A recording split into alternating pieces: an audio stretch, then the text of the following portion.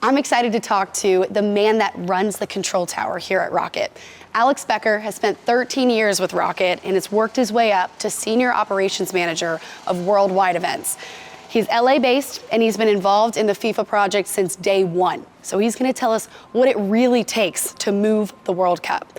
Alex, so nice to meet you. Hi, Nikki. Thank you for having us. You're very welcome. So we're standing in the Rocket warehouse right now. Yep. You are managing the control tower. What does that really mean? What are you managing? I'm basically managing a team that is the air traffic control of the project, is the analogy I would best use. So we're not physically flying the planes, we're not physically driving the trucks. It's many folks across our organization that are operating, that are moving the freight, and we sit as a layered approach on top of that to ensure that everyone knows as they are flying their plane or managing their shipment or driving their truck, they know where to go, where to land, who needs to receive them, and just ensure we have that visibility across the organization and we can catch bottlenecks and critical issues that an individual might not see. What does a typical day look like for you as you're preparing for the World Cup? Right now we're in peak load-in. It's end of May, so a lot's happening. But a Tuesday right now, I'm waking up and I'm checking our tracker. It's a system that we developed over a long period of time to essentially put all of the information in one place, for that information to then funnel its way down to our on-sites and all the right people seeing the right things at the right time to execute on a daily basis with the biggest sporting event in the world. History. At stakes. In the world history. World history, you're right. You're talking about managing a bunch of people and movements, but how many people are you actually communicating with? For me, on a weekly basis, it's in the thousands. What types of people, what roles are you talking to?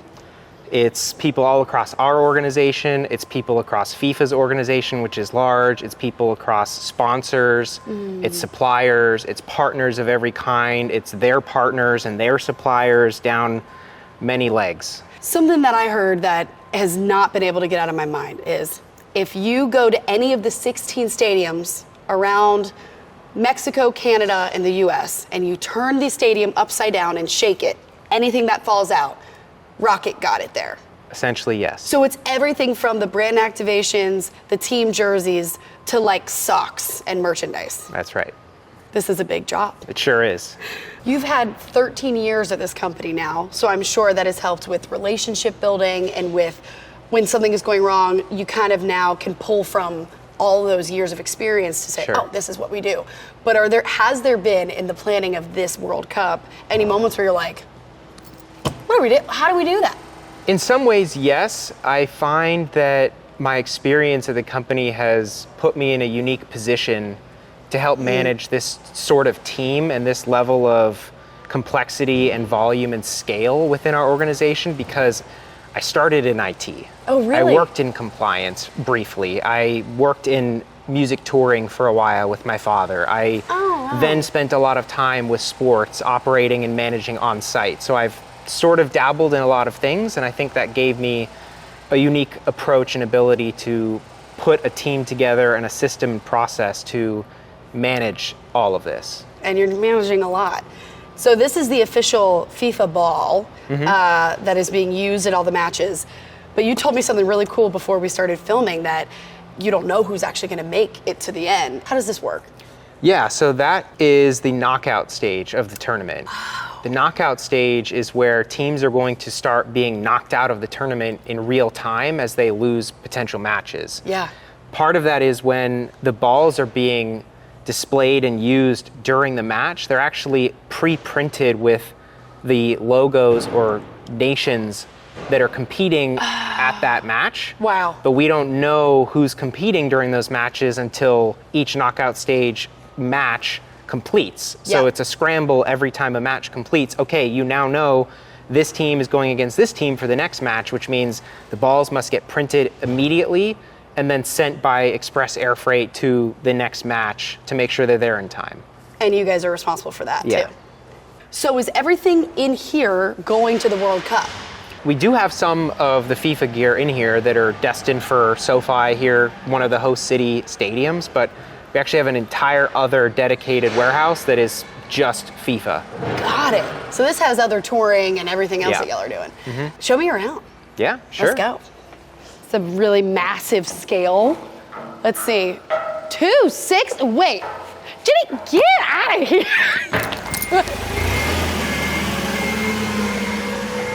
Alex, what is this? What was just dropped off? It is definitely FIFA.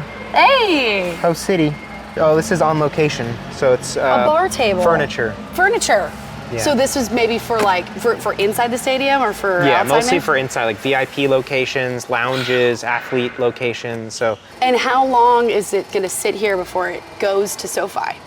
sometimes it's a day, sometimes it's a week. A lot of the stadiums have space constraints, so it's a matter of deciding between the supplier, the stadium, the client, us, and FIFA. Is there space to take unassembled furniture into SoFi and then assemble it somewhere? Do we need to assemble it here, which triples the size and volume? So you need that many more trucks.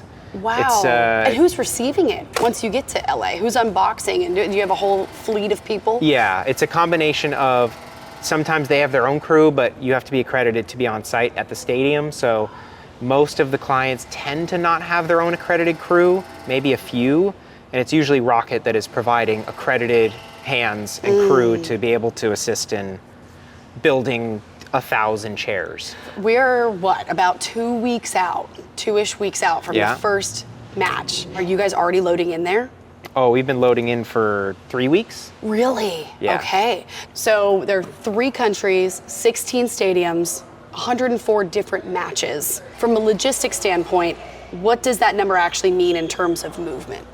People might assume 16 stadiums, which means 16 load-ins and 16 load-outs, because typically that's what a stadium tour might look like for Right. music touring or for usual events. But in this case, it's essentially interlocking non-stop movements continuously across an entire continent, because it's not one load-in at SoFi. It's a continuous load-in that is a constant revolving door almost, where freight is coming in, it's getting assembled, pieces need to come back to be fulfilled somewhere else if they restock or if they need to replenish somewhere else. It's a never-ending interlocking web of movements across all 3 countries. So y'all Rocket, in addition to all the stuff you guys are already doing with concert touring, you have all hands on deck for this, I can imagine. All hands. Nonstop. Non-stop. I don't envy you guys. Where is this from? That is from South Korea, Okay. and it is for the World Cup. Do you know what's inside? I don't. You just need to know where it goes. Yes. Is this also for the World Cup? Yeah. Jeez. That's crazy. So what is something that keeps you up at night on an event this large? Yeah. So seeing is believing, I would say, in my world. The unknowns at this point are sort of what keep me up at night. Like what?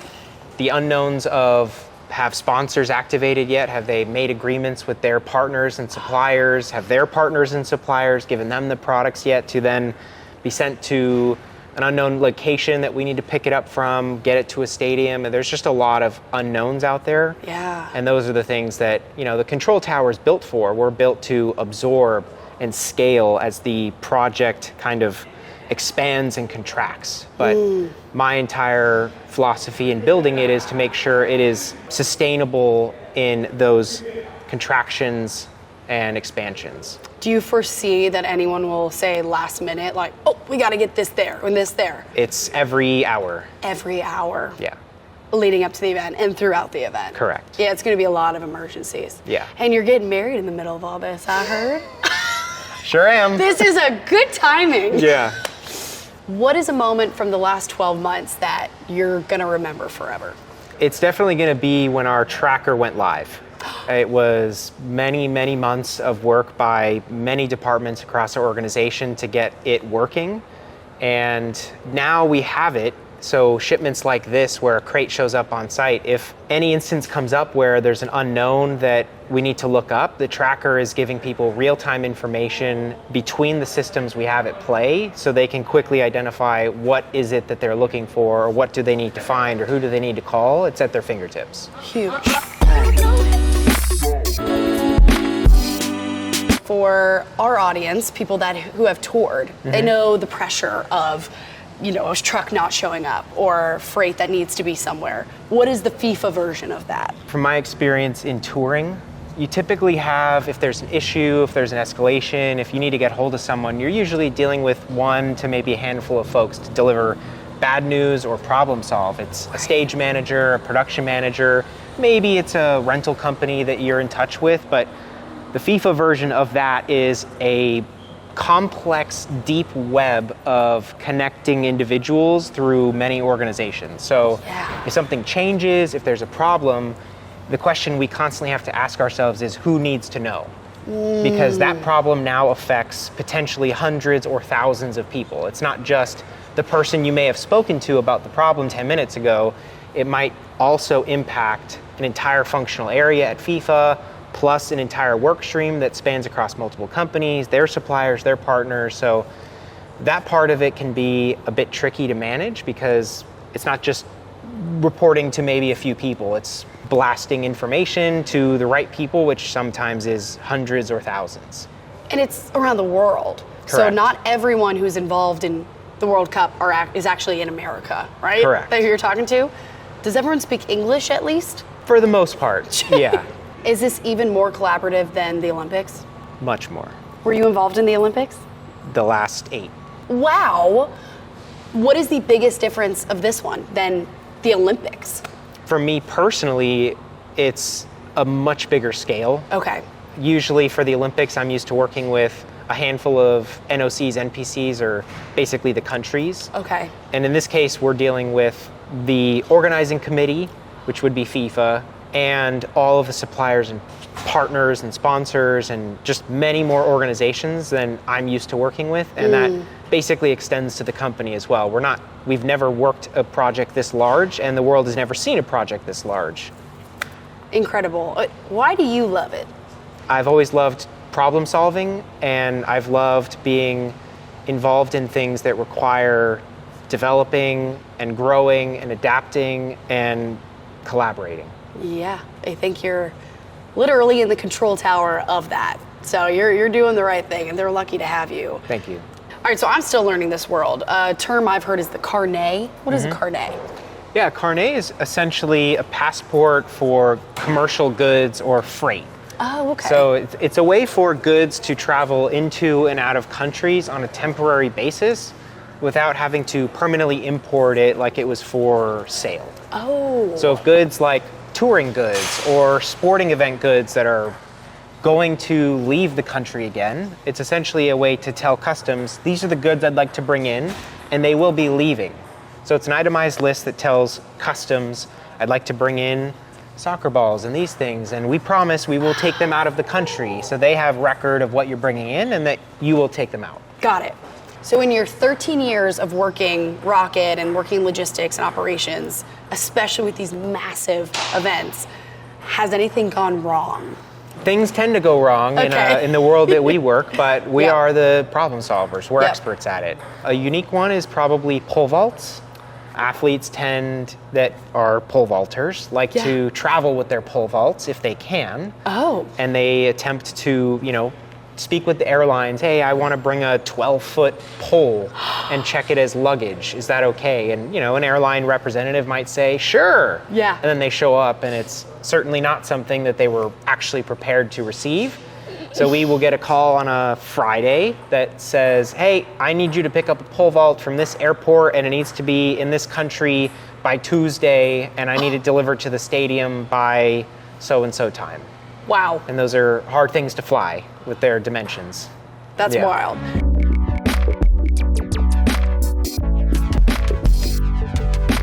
I've never used a pallet jack before. Can you show me how this works? Yeah, so its steering column is a little bit unique, but you'll see this is the steer. And on this little lever, you're gonna push it down when you wanna control how high it goes. Because the forks are gonna go up to catch the pallet depending on how low and high it is and make sure it's catching on the bottom of the pallet. So if you wanted to raise it, you put it in the locking field and then you're gonna raise it and you see it's getting up from the ground while the wheels stay at the bottom.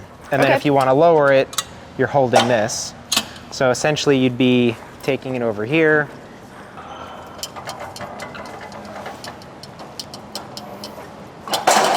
Oh, well, there's nothing on it to keep it from... Oh! How Yeah. about me? Okay. Careful. Yeah, now Lift we're me in. up. And Lift then we're me gonna up. lift it. Whee! Go. All right, your turn. I'm gonna lift you up now. Okay, here we go. Straight. Give it a good... Yeah, Oh! keep going. One more. Okay, Yep. got it. Okay, all right. This Yep. goes down. Yep. There we go. Boom! Oh, sorry, I didn't. No, you're good. Let's go, let's go. I have freight that needs to be going to SoFi. Do you have any labels for me? How do I know where I'm going? I don't know where you're going. You tell me with your control center, okay? Let's lift this thing up and I'll put you in the truck. Stay right there. Okay, I'll stay right here. And so when I lift this up, do I just pull this rope? On that side, roll up. Is it a button? No, it should be the... You might have to unlatch it. Is it... That's probably locked. Sorry, how does it work?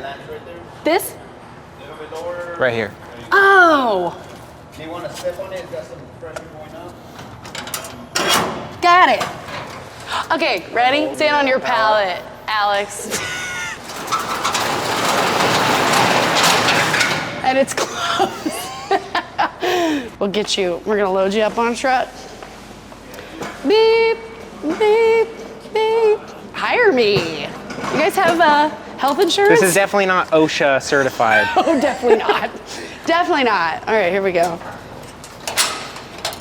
Oh, there's a lock on this one.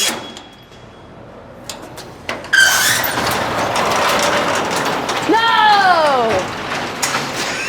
All right, well, let me just pretend. Then I'm going in the truck. Yep. To SoFi. All right, it's good enough, right? All right, I'm gonna release you now. Keep going. And burp.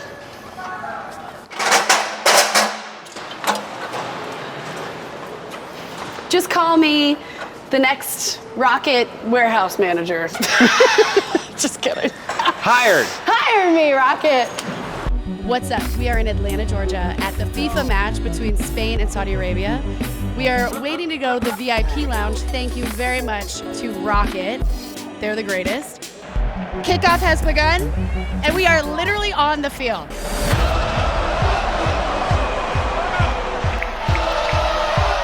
Oh, turn.